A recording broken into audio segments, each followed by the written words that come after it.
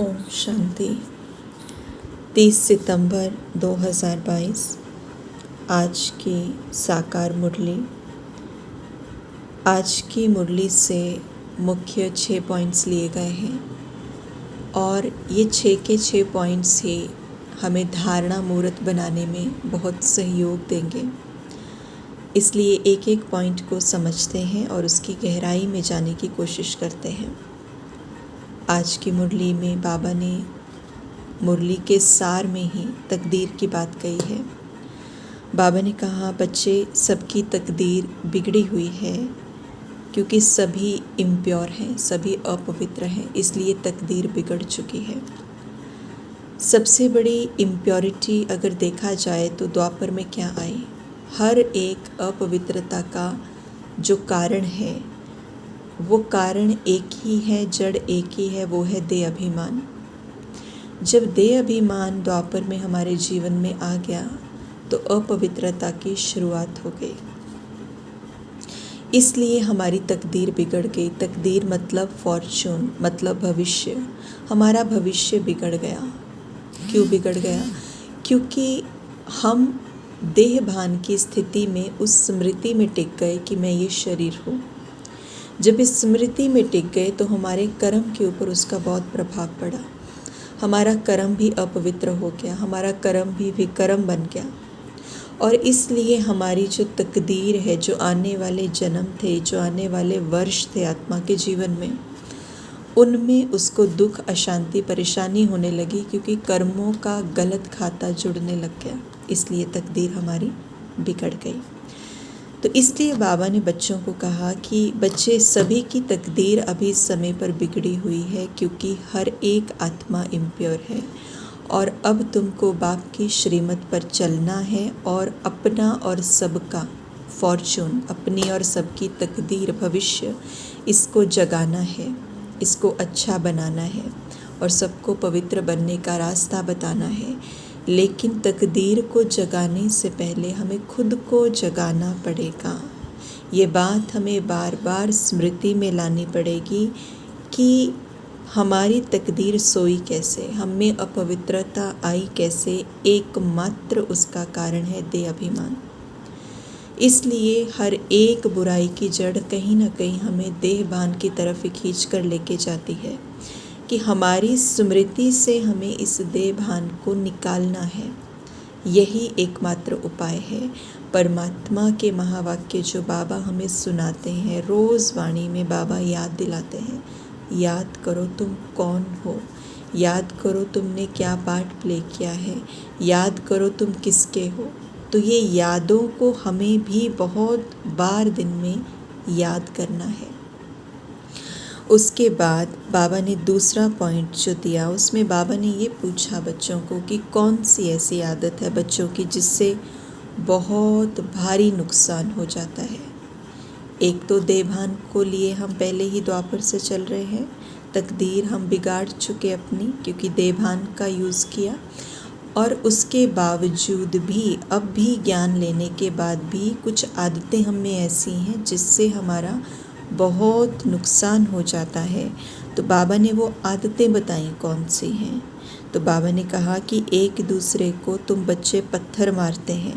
पत्थर मारने का मतलब है एक दूसरे के बारे में बुराई करते हैं, बुरा भला ये चीज़ें कहते हैं, जजमेंट्स देते हैं, जजमेंटल हो जाते हैं, दूसरे के बारे में बुरे शब्द कहेंगे, अपशब्द कहेंगे, ऐसी ऐसी बातें कहेंगे कि दूसरा हर्ट हो जाए, ऐसी ऐसी बातें कहेंगे, ऐसी ऐसी वाइब्रेशंस, फीलिंग्स देंगे उसको कि उसकी स्थिति भी खराब हो जाए, वो आत्मा भी, जिसे कहेंगे कि ड्रेन आउट हो जाए, दुखी हो जाए, परेशान हो जाए, अशांत हो जाए, हम निमित्त बन जाते हैं।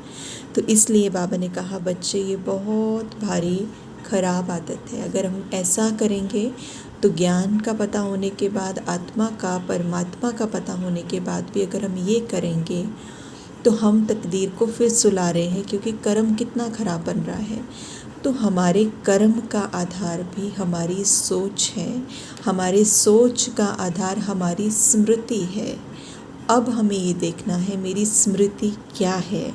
इसलिए बाबा ने कहा कि ये बहुत गलत आदत है, दूसरों के बारे में भला बुरा कहना, पत्थर मारना, बुरे शब्द कहना, उनको दुखी करने के निमित्त बनना बहुत गलत आदत है, हमें इससे बचना है। तो ये भी धारणा की ही एक पॉइंट है कि हमें कैसे पूरे दिन में हम कुछ भी ऐसा ना करें जिससे किसी को परेशानी हो। उसके बाद तीसरा पॉइंट बाबा ने दिया कि तुमको रूप बसंत बनना है। वैसे रूप बसंत का मतलब ये माना जाता है कि रूप माना, जैसे रूप बसंत दो भाई थे, एक बड़ा सुंदर था, एक के मुख से रत्न निकलते थे, अच्छी अच्छी बातें निकलती थी। लेकिन अगर हम सिंपल भाषा में भी देखें तो रूप बसंत बनना माना क्या? जैसे हम देखते हैं बसंत ऋतु बड़ी सुहावनी होती है, रूप बसंत। जब आत्मा अपने रूप में स्थित हो जाती है, जब आत्मा अपने रूप को जान लेती है कि वो असलियत में कितनी सुंदर है, पवित्र है, शांत है, पावरफुल है, ब्लिसफुल है, लवफुल है, जब आत्मा अपने ओरिजिनल स्वरूप का, रूप का साक्षात्कार कर लेती है, तो वो आत्मा अपने जीवन में भी बसंत बहार को ले आती है और अन्य आत्माओं के जीवन में भी बसंत बहारी मौसम आ जाता है। माना रिश्तों में भी वो बसंत, वो फूल झड़ने लग जाते हैं। तो इसलिए रूप बसंत बनना है। हम किसी के जीवन में बसंत नहीं ला सकते हैं, सुख नहीं ला सकते हैं, खुशियाँ नहीं ला सकते हैं अगर हम आत्माएं अपने रूप को नहीं जानते हैं। क्योंकि हम आत्माओं का जब तक अपने साथ कनेक्शन ठीक नहीं होगा, we cannot really work for our relationships, हम उसमें कुछ भी नहीं कर पाएंगे। तो इसलिए रूप बसंत हमें बनना है। रूप बसंत बनने के लिए मुझे आज धारणा में क्या लाना है कि throughout the whole day I will try to check out my रूप। मैं अपने रूप का साक्षात्कार करूँगी। साक्षात्कार मतलब उसके अनुभव में बैठूँगी। बाबा ने मुझे बताया है कि तुम आत्माएं कितनी सुंदर हो, शांत हो, पवित्र हो, ये मेरी क्वालिटीज़ हैं। तो मुझे इन क्वालिटीज़ का साक्षात्कार करना है, गहराई में मुझे जाना है, मनन चिंतन करना है कि मैं कितनी सुंदर आत्मा हूँ। न सिर्फ अपने रूप को, लेकिन रूप माना not just we have nothing to do with the vision only, लेकिन हमें उन क्वालिटीज़ को महसूस करना है कि मैं कितनी सुंदर आत्मा हूँ। तो इसलिए बाबा ने कहा कि फिर अच्छे मैनर्स धारण करने हैं, सिर्फ रत्न ही मुख से निकालने हैं और खुद को याद से पावन बनाना है, सुंदर बनाना है। तो रत्न हम पूरा दिन अगर पूरा ध्यान यही इसी चीज़ पे लगाएंगे कि मुझे ये नहीं बोलना, वो नहीं बोलना, it will become quite difficult. ये हमारे लिए थोड़ा मुश्किल हो जाएगा क्योंकि वी कैन नॉट पे दैट मच अटेंशन। हमें बहुत सारे काम दिन में करने होते हैं।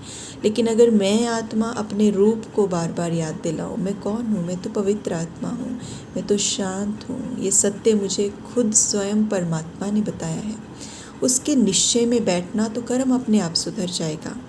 चौथा पॉइंट बाबा ने बताया, निंदा करने वालों का संग कभी नहीं करना है और दूसरे को डिफेम नहीं करना है, उसकी इंसल्ट नहीं करनी है, उसकी निंदा नहीं करनी है, ना ही सुननी है। सो अगेन ये भी वही बात है कि जैसे हम प्रश्न की डिस्कस कर रहे थे सेकंड पॉइंट की कि कौन सी आदत बड़ी नुकसानदायक है, तो ये भी आदत सेम वैसे ही है। हमारे कर्म को ये अच्छा तो नहीं बनाएगी। दूसरों को निंदा करना, दूसरों को एक्सेप्ट नहीं करना, रिजेक्ट कर देना, तो ये सारी चीज़ें, उनके बारे में किसी का परचिंतन सुनना, किसी के बारे में बुरे शब्द सोचना, फीलिंग्स पूरी लेके आना, जजमेंटल हो जाना, ये बाबा कहते अच्छी बात नहीं है। इसलिए स्टे अवे। जिनसे हमें लगता है कि इनसे नेगेटिव इन्फॉर्मेशन आती है, उनसे हमें दूरी बनानी है, क्योंकि ये स्कूल है, ये पढ़ाई है। और पढ़ाई में भी ऐसे होता था, अगर हमें कोई कहते थे क्लास में बंक करने चलते हैं, तो if we want to become doctor और कोई मुझे कह रहा है चलो बंक करते हैं, बाहर घूमने जाते हैं, पार्टी करते हैं, तो हमें हमारे टीचर, हमारे बड़े पेरेंट्स यही बोलते थे ऐसे बच्चों का संग नहीं करना है, क्योंकि वो आपके अंदर आ जाएंगे गुण उनके भी। तो इसलिए यहाँ पे भी स्पिरिचुअल स्टडी, हम इस यात्रा पे हैं, तो हमें अपनी कंपनी का बहुत ध्यान रखना है कि हमारी कंपनी कहीं ऐसी ना हो कि हमारा कर्म जो हम सुधार रहे हैं वो बिल्कुल बिगड़ जाए। पांचवी पॉइंट बाबा ने बहुत सुंदर, बहुत गहरी दी, वरदान है पांचवा।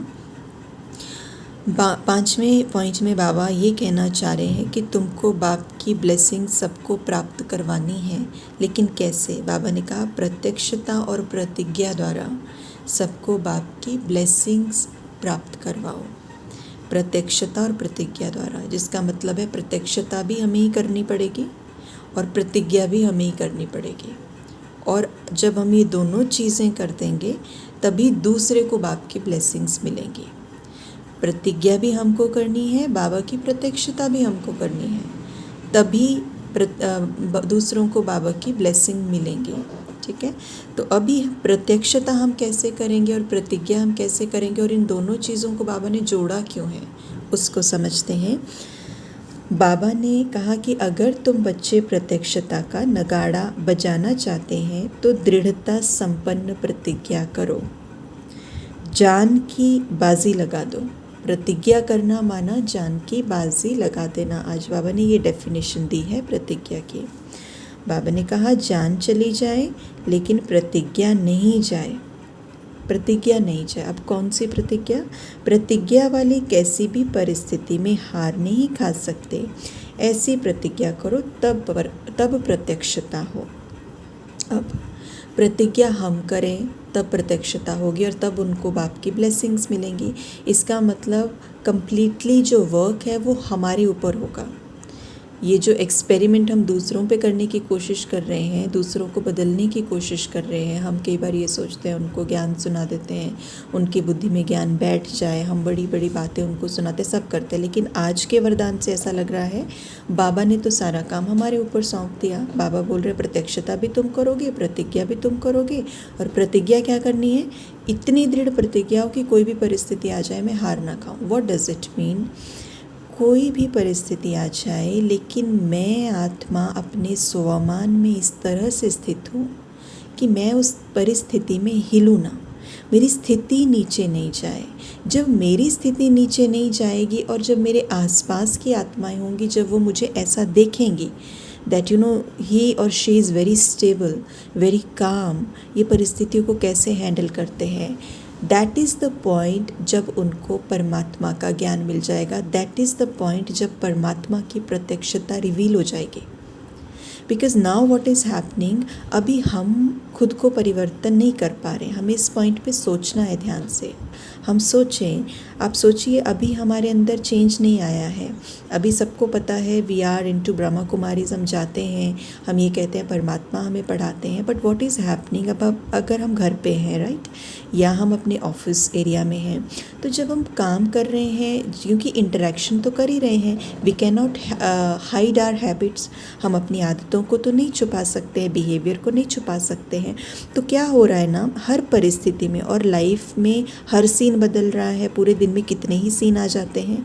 और जब मैं उन परिस्थितियों में रिस्पॉन्ड करती हूँ या कभी रिएक्ट करती हूँ तो मेरे आसपास की आत्माएं मुझे देखती हैं, और जब वो देखती हैं तो मेरे कर्म को जब वो देख करके ये देखती हैं कि अरे इनको ये तो अभी तक ऐसे हैं, इनमें तो बदलाव आया नहीं है। तो मैं चाहे जितना मर्जी बोल लूँ, मुझे भगवान पढ़ाते हैं, they can never convince themselves, वो नहीं कर सकते अपने आप को कन्विंस कि हाँ ये सही बोल रहे हैं। क्यों? क्योंकि उनको लगेगा कर्म में नहीं है वो बात।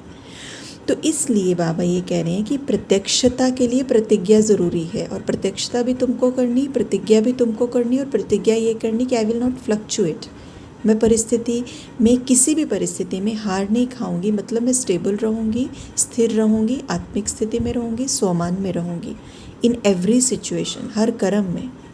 तो इसलिए बाबा कहते तब जा कर के प्रत्यक्षता होगी और तब बाकियों को बाप की ब्लेसिंग्स मिलेंगी।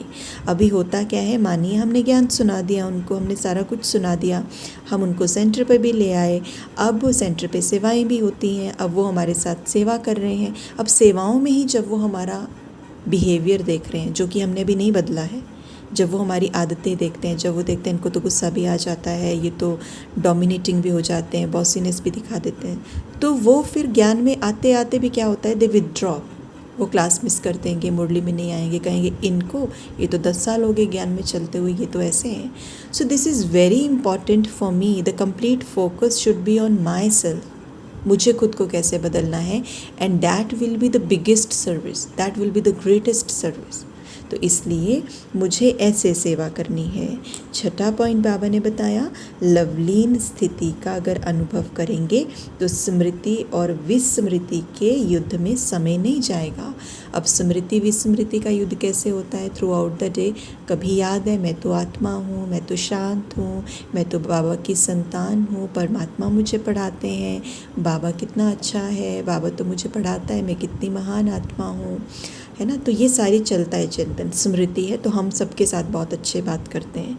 लेकिन जब ये सत्य भूल जाता है तो विस्मृति हो जाती है और फिर वो खेल शुरू हो जाता है, युद्ध शुरू हो जाता है।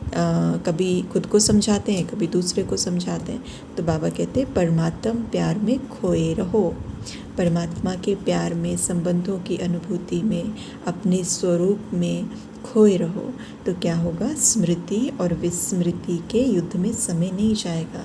सो we can take only one point, कोई भी एक पॉइंट जो बहुत अच्छा हो हम लें, लेकिन उस पॉइंट को धारण करने से पहले हम ये याद रखें कि सबसे ज़्यादा काम कर्म पे नहीं होगा, काम होगा थॉट पे। तो जो भी हम पॉइंट चूज़ करें, मुझे बहुत ध्यान रखना है कि मैं उस पॉइंट को पूरे दिन में बार बार खुद को रिवाइज़ कराऊं, और जब मैं कर्म में आऊं specifically at that moment I need to pay attention कि क्या वो याद है मुझे, क्योंकि इंटरेक्शन में भूल जाता है। तो इसलिए I need to focus on these things. ओम शांति।